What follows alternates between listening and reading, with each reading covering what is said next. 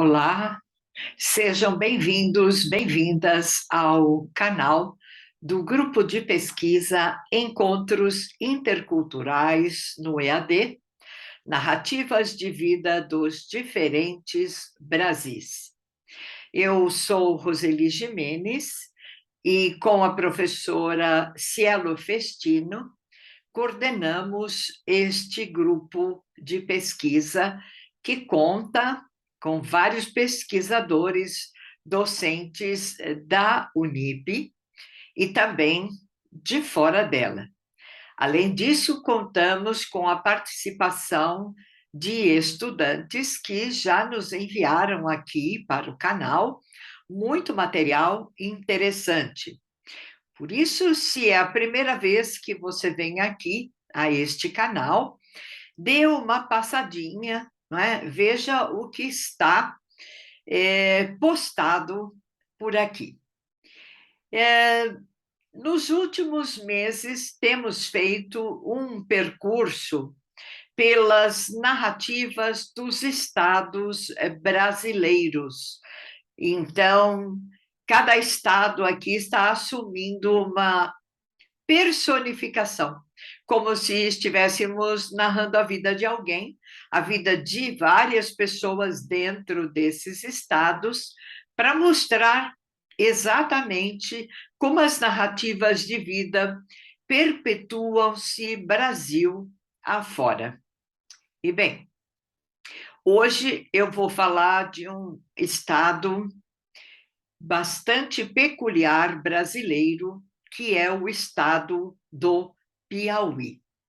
A minha tela de fundo mostra uma das imagens que são, né, consideradas ícones do estado do Piauí. Por que eu estou falando isso, não é? Porque, de uma certa maneira, eu tenho aqui algumas coisas muito importantes, né? E, por exemplo, eu posso até mostrar para vocês daqui a pouquinho algumas imagens maravilhosas desse maravilhoso estado. Então, deixa eu ver se eu já consigo colocar em tela para vocês. Vejam só a tela que está ao fundo, aqui na minha imagem, é a Serra da Capivara. E nas imagens aqui compartilhadas, vocês terão, né, uma pequena ideia de grandiosidade desse sítio arqueológico no estado do Piauí. Uma imagem ao alto que dá a magnitude, né, o tamanho da Serra da Capivara, e imagens que mostram as inscrições de arte rupestre encontradas em vários lugares da Serra. Então, eu estou chamando aqui de desenhos, não é?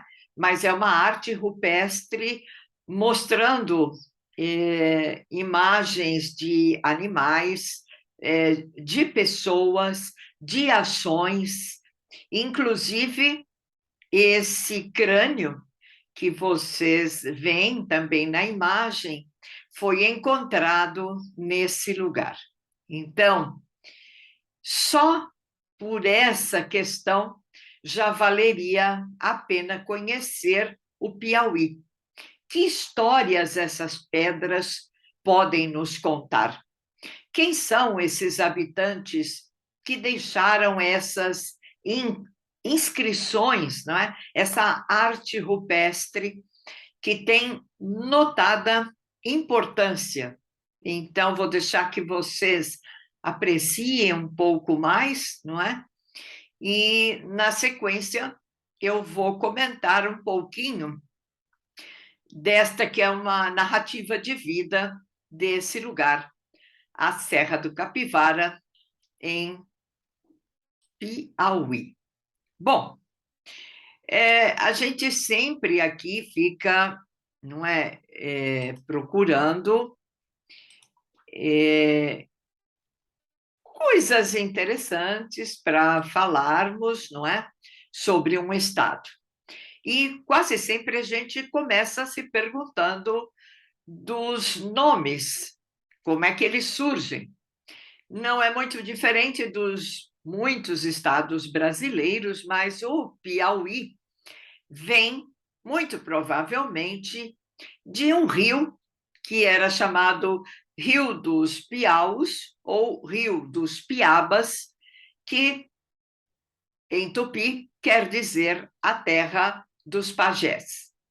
Se leram, ou se não leram, poderão ler e lembrar do que eu estou dizendo. Mário de Andrade, o escritor do modernismo brasileiro, na obra Macunaíma, ele cita, não é, rios e uma porção de piabas. Então, esses piabas, piaus, piauí, que se referem a um termo como terra dos pajés, são peixes, né?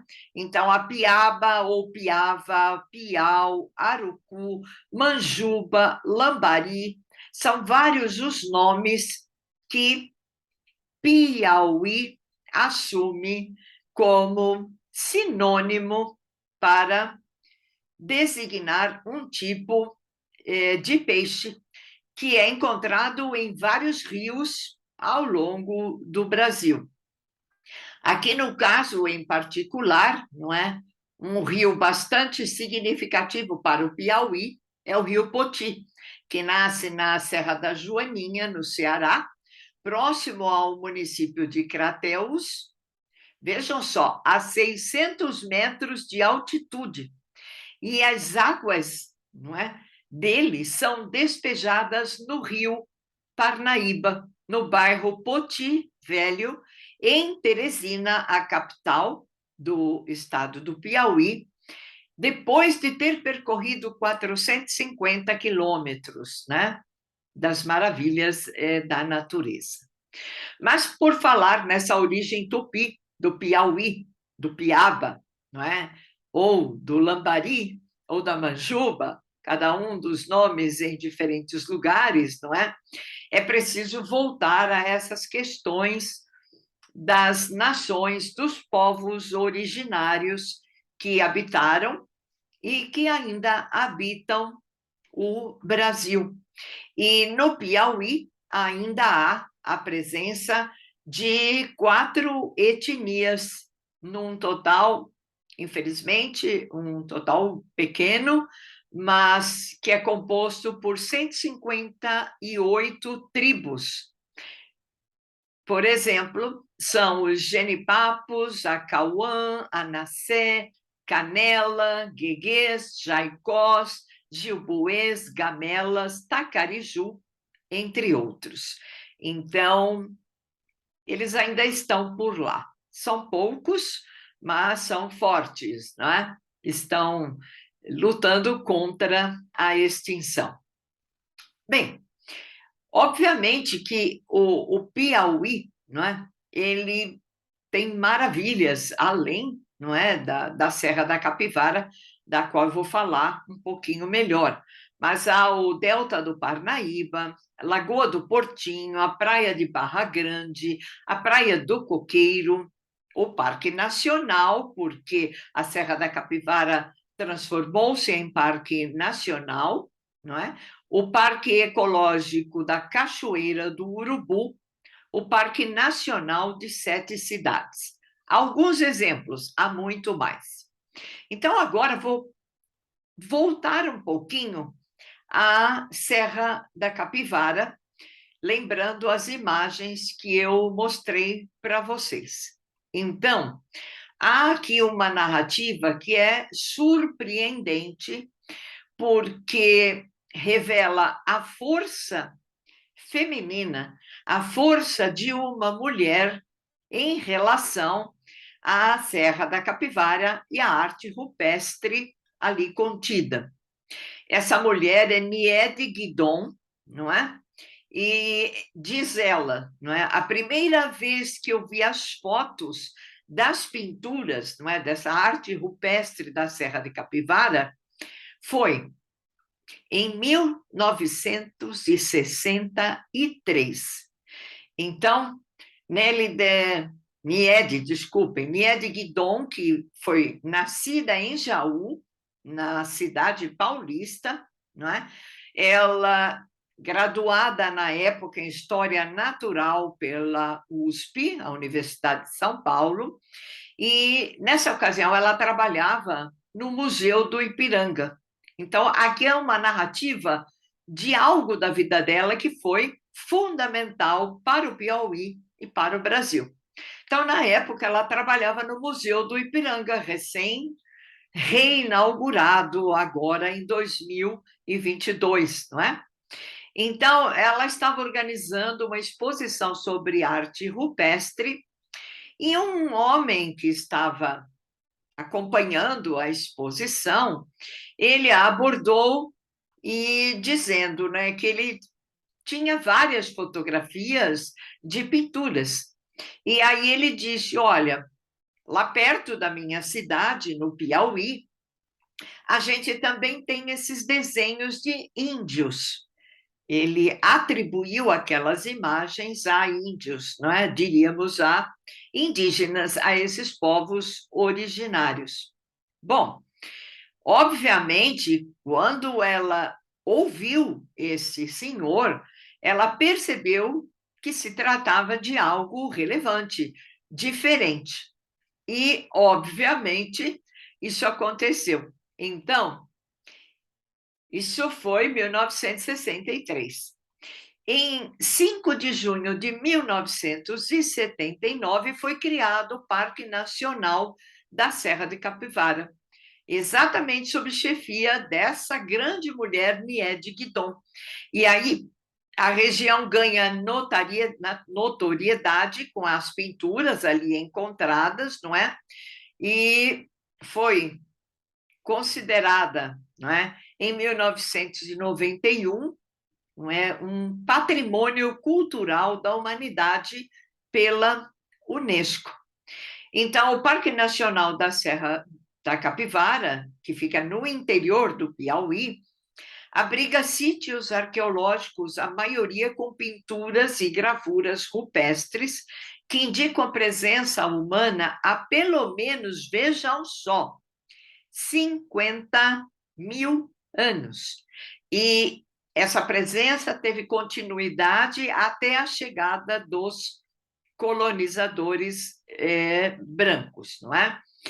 Essa fundadora, não é, enfim, desse parque nacional, ela foi bastante teimosa, não é? Porque havia uma ideia no Novo México, não é?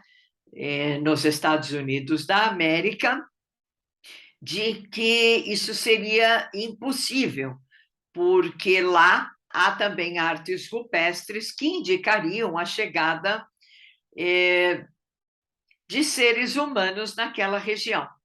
Com a descoberta, não é, dessa arte rupestre na Serra da Capivara, o Piauí acabou sendo, não é, uma porta de entrada para muitos pesquisadores, não é?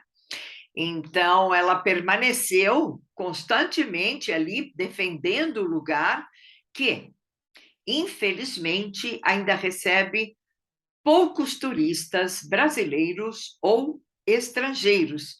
E, de qualquer maneira, a gente nunca sabe se isso é bom, porque há todo um cuidado para a manutenção dessas imagens, o cuidado, não é? Porque tudo pode, de repente, desaparecer.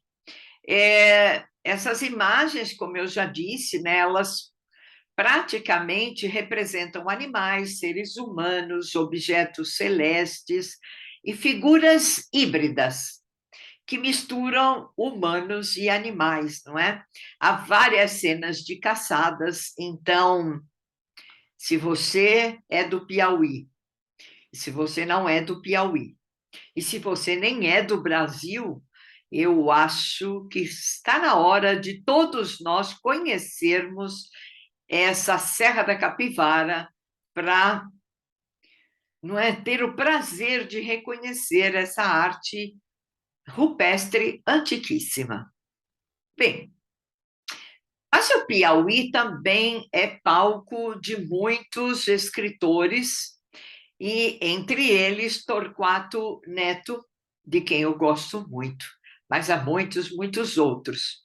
Há muitos cantores também em todo o estado, eu cito alguns: Cacá Pereira, Chambinho do Acordeon, Clésio Ferreira e Clodo Ferreira. E como sempre a gente faz por aqui, e já fizemos, não é? Porque essa arte rupestre e esta mulher que deu vida a tudo isso são narrativas fundamentais desse estado, não é? Mas há alguns textos interessantes tratando de algumas importantes narrativas de vida do Piauí, não é? Um deles, do Francisco de Assis de Souza Nascimento, da Universidade Federal do Piauí, é um trabalho Narrativas Culturais dos Sertões, atuação dos intelectuais na construção de narrativas historiográficas piauienses na emergência do século XX. Então, nesse trabalho, ele vai fazer uma seleção de alguns intelectuais que trouxeram memórias culturais dos sertões do Piauí. Uma outra matéria muito importante é uma reportagem feita por Lorena Passos sobre Mulheres no Piauí, uma seleção inspiradora de histórias sobre empoderamento, neste momento de darmos forças, não é, ao feminino, às mulheres. Então, essas narrativas das mulheres do Piauí são realmente inspiradoras. Assim como também, infelizmente, não é, há narrativas de mulheres sobreviventes no Piauí, uma violência severa de gênero e patriarcado, um trabalho de Marta Gouveia de Oliveira Rovai, Naira de Assis Castelo Branco. As duas pesquisadoras foram recolher narrativas destas sobreviventes e que, portanto, sofreram severa violência de gênero e do patriarcado, não é? Muito comum, não só no Brasil. Bom, infelizmente, eu não conheço ainda a Serra da Capivara. E eu estive no Piauí para um congresso na Universidade Federal. Estivemos lá, eu, a professora Cielo Festino, e uma outra companheira, professora Suzana.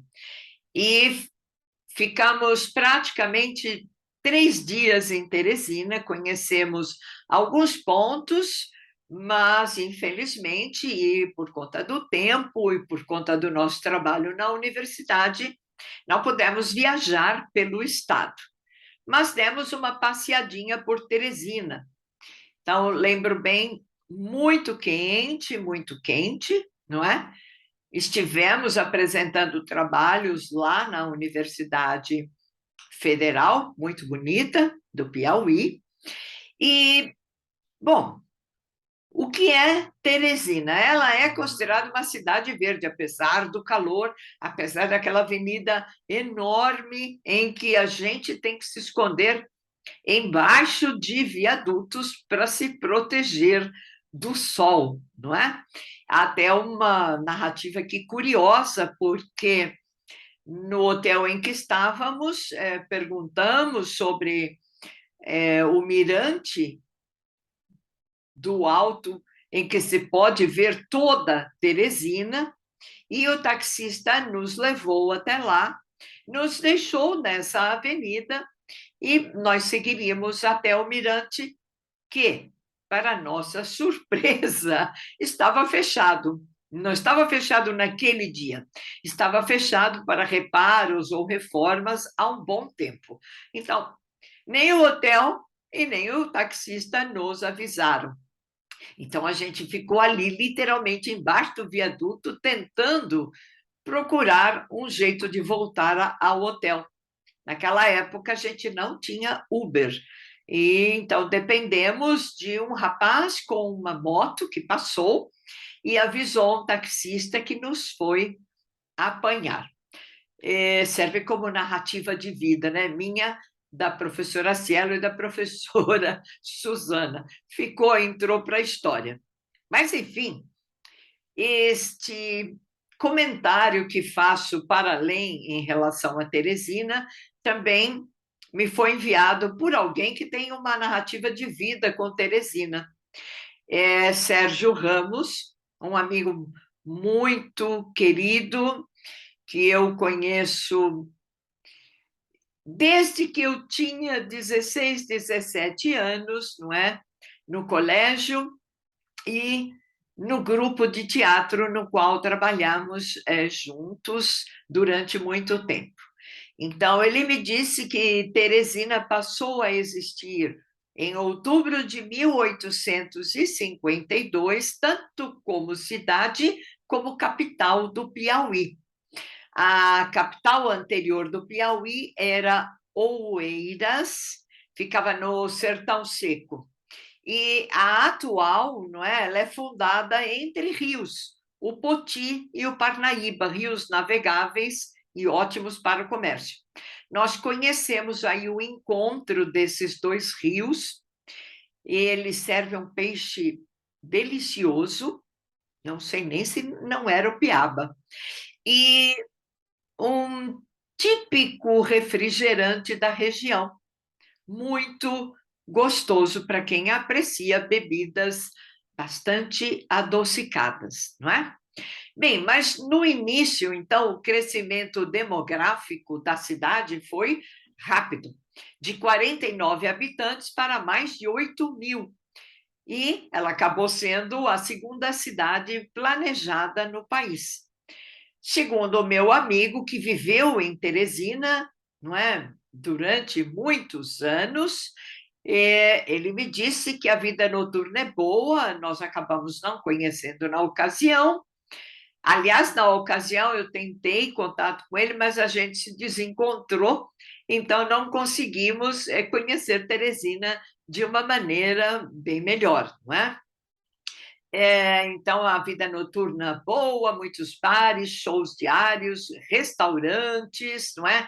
Que reúnem classes sociais variadas e todas essas pessoas vão para saborear pratos típicos, como escondidinho, a caldeirada, buchada, arrumadinho, entre outros, não é? Então, lá dessa ponte do Mirante é possível ver, não é, a cidade em 360 graus. Infelizmente, a gente não conseguiu isso, né? Mas o encontro dos rios, a curva, que é chamada Curva São Paulo, com vários bares, ali também há vários passeios de jet ski, lanchas, não é? Bem, o fato é que nos últimos 20 anos o crescimento da cidade foi rápido, não é? Com todos os tipos de comércio que nós sabemos existem nas grandes cidades. Bem, eu espero que vocês tenham gostado, que corram para reservar um tempo na agenda para conhecer a Serra da Capivara, para conhecer essa arte rupestre antes que ela desapareça e para pensar um pouco, não é, das nossas origens humanas. Então, se você gostou, deixa um like, mas não se esqueça, inscreva-se no canal, aprecie os vídeos que estão por aqui e a gente segue viagem, como já disse aqui a professora Mônica, no vídeo sobre a Paraíba.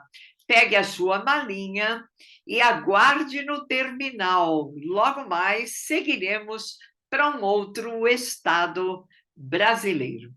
Agradeço, fiquem bem, viajem com a gente. Até!